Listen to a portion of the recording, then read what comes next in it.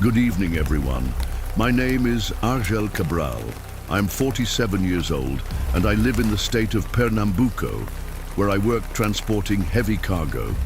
However, before dealing with tons of merchandise on the roads of our state, my work involved handling living beings, pigs, poultry, and cattle.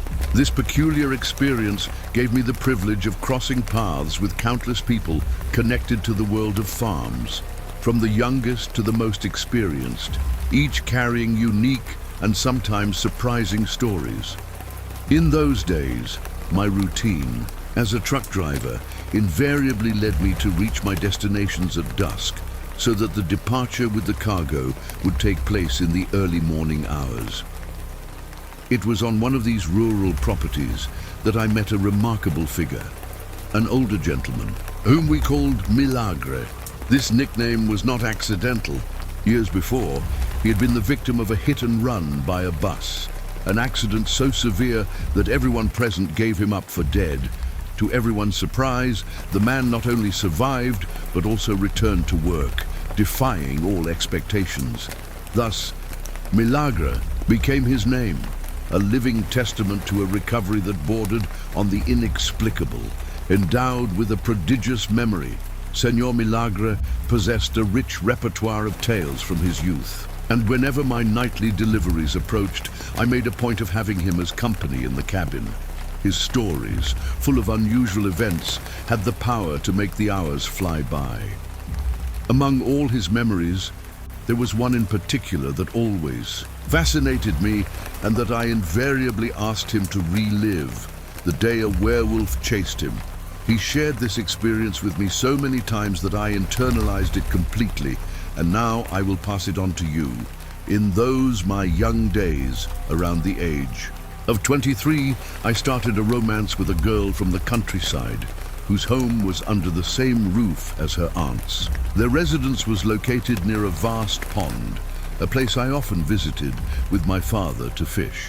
On our journeys, we exchanged furtive glances, a silent game of mutual attraction.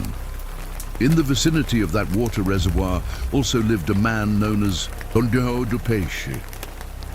His livelihood came from fishing, an activity that impelled him to travel countless ponds and rivers in search of sustenance, selling his fish at free markets or hawking it on the streets. My family did not make a living from fishing. Our trips to the pond were mere weekend leisure, moments of relaxation accompanied by cachaça and snacks of fried fish or tasty broths. During the week, my visits to my beloved occurred in the early evening, and our interaction was restricted to two timed hours. We would sit under the porch of the house, illuminated by a bright kerosene lamp. The girl's aunt, a person of reserved and distrustful temperament, never allowed us any moment of privacy. And invariably, when the 2 hours struck, she would get up and firmly dismiss me, ordering my return home. This routine remained unchanged, until a certain night when, returning home, I passed in front of Tonho do Peixe's house. Upon seeing me, he inquired, "Already going back home?" "Yes," I replied. He continued, "Be careful on this dark road. Are you carrying something to defend yourself?" I assured him that I was, although the truth was that I was without any protection.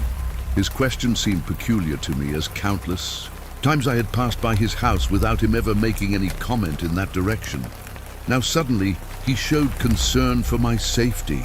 This sudden inquiry awoke in me a sense of alert, leading me to alter my usual route. My usual path led through the road we affectionately called Cajuero Street, lined with countless fruit trees. However, that night I decided to turn off and take the country road, a more isolated route rarely used after nightfall. The distrust instilled by Tonho do Peixe's words made me consider this alternative more prudent. Both roads converged towards my house, but the country road required me to pass first by my uncle's flour mill. Knowing that he always carried a weapon and that his watchful nature made him suspicious of any nocturnal noise, I began to sing loudly in the dark so that he would know of my approach. The strategy had an immediate effect. Upon hearing my voice in the distance, I noticed his silhouette emerging from the house, gun in hand. Upon recognizing me, he lowered the weapon and questioned my presence there at that late hour.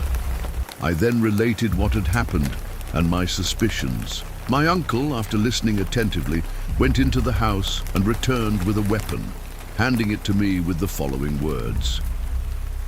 "Take this for your protection. You don't need to change your way. Take one of these and don't hesitate to use it if anyone tries anything against you." My uncle was always a man of impulsive reactions, for whom violence seemed to be the solution to all problems. My father, on the other hand, was of a calmer temperament. When I shared with him the conversation with Tonho do Peixe, he praised my decision to change the route and advised me to be more careful next time, reminding me of the unpredictability of human nature. Many days passed.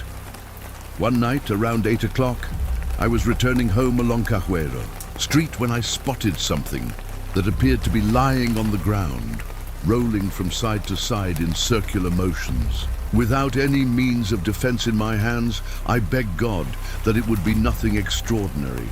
However, my fears materialized when a dark and imposing figure rose before me. The darkness was dense, but the colossal silhouette was undeniable. Instinctively, I began to back away, running towards the field, seeking the road that would lead me to my uncle's flour mill. Looking back, I noticed something running after me. The vision was blurred, but the sound of a panting growl and the rhythmic flapping of what sounded like an animal's ears echoed in the night, rapidly approaching. My screams echoed through the silence of the night as soon as my uncle's flour mill came into view, and I saw him come out with a gun in his hand. I ran desperately to reach his protection, and my screams also brought my father to the scene. Together, the three of us witnessed a terrifying sight. A hybrid creature, half man, half animal. The human features were more evident from the neck down, with less dense fur, but the arms were disproportionately long. The head, on the other hand, resembled that of a wild boar, with huge protruding tusks and ears drooping at the sides. My uncle, without hesitation, ran towards the creature, firing his weapon. The monstrous being recoiled in agile leaps, propelled by hind legs whose strength seemed supernatural. We remained in the flour mill for a long time, observing and hearing the guttural groans of that abomination echoing in the distant thicket. My uncle, with conviction, declared that it was a werewolf, and that my escape had been narrowly fatal. The beast, in his opinion, was still in the process of demonic transformation, which allowed me to escape. An instant longer, and I would have encountered the animal in its fully transformed state on the road. The next morning, my father and my uncle set out towards Tonho do Peixe's house. Their declared intention was to confront him violently, as he was the prime suspect. However, upon arriving at the place, the residence was deserted, without any trace of the fisherman. The searches extended for almost a month, with daily visits to the house, but Tonho the fisherman disappeared without a trace. My uncle insisted that he had fled, while my father, with his usual perspicacity, believed that he was still nearby, awaiting the opportune moment to return. Time proved my father's wisdom. Almost a year passed since those disturbing events, and many things had changed. My girlfriend left with her aunt, leaving the house where they lived abandoned. I started working with my uncle at the flour mill, and my father sought a living as a bricklayer in the capital. I resided with my uncle for a considerable period, but my plans also revolved around a move to the capital in search of work and new opportunities. One night, I accompanied my uncle to pick up his wife, who had gone to church for the rosary. Around 8 o'clock in the evening, we were returning by car when we came across a crowd of people in front of the old house of my ex-girlfriend. My uncle parked, curious to know what was happening.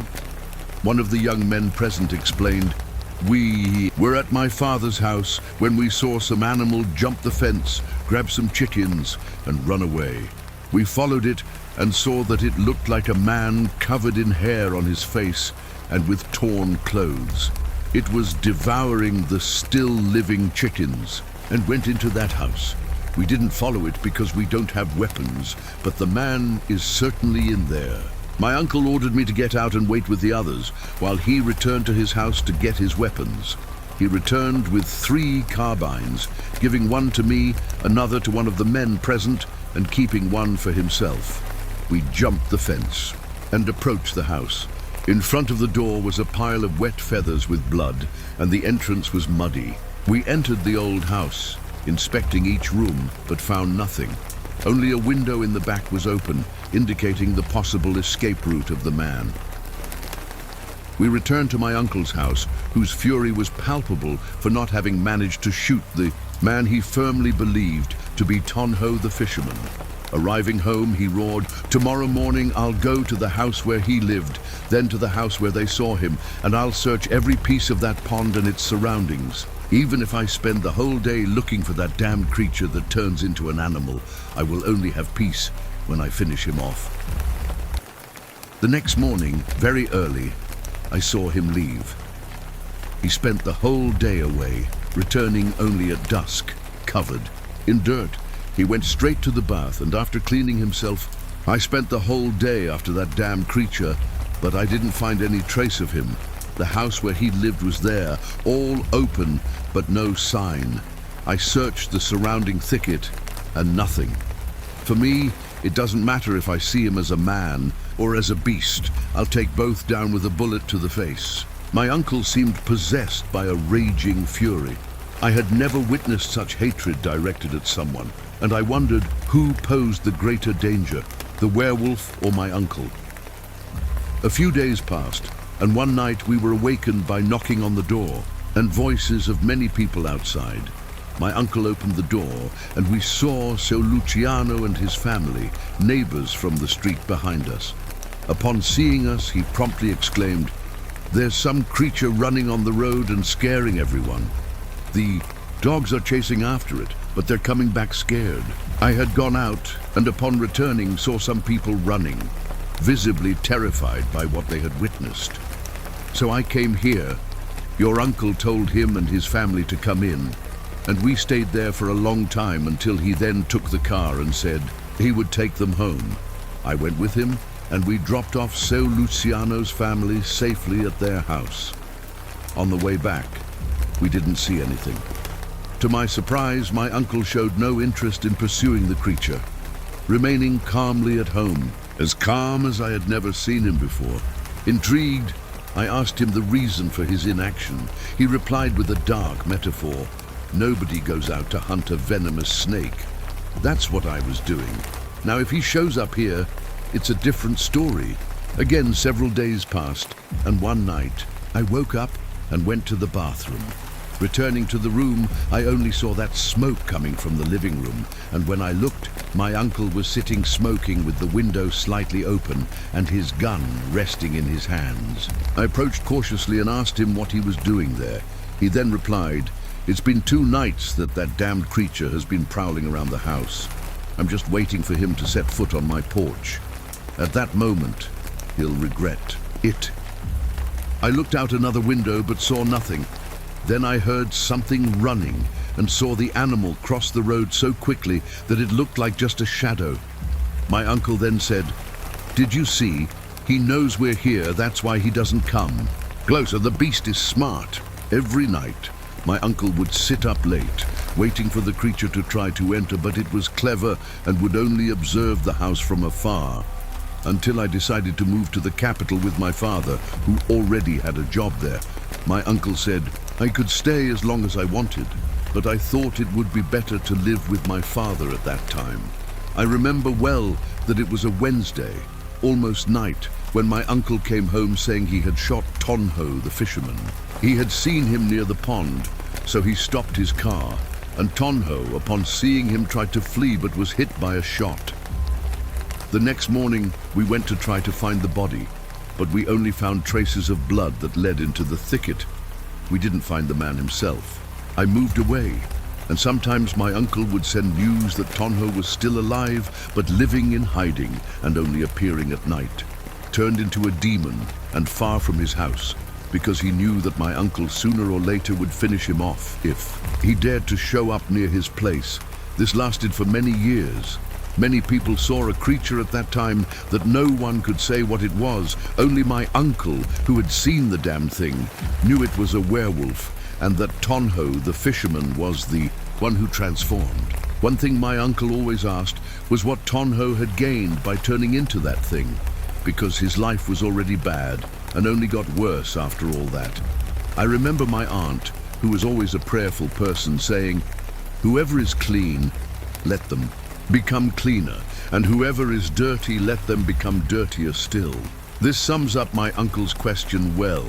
Tonho, the fisherman, was already a wretched man who had nothing, and after he started turning into that demon, the little he had was taken away from him, forcing him to live like an animal, hiding from everything and everyone. What one gains by becoming a werewolf was, as my uncle always said, absolutely nothing. Good night.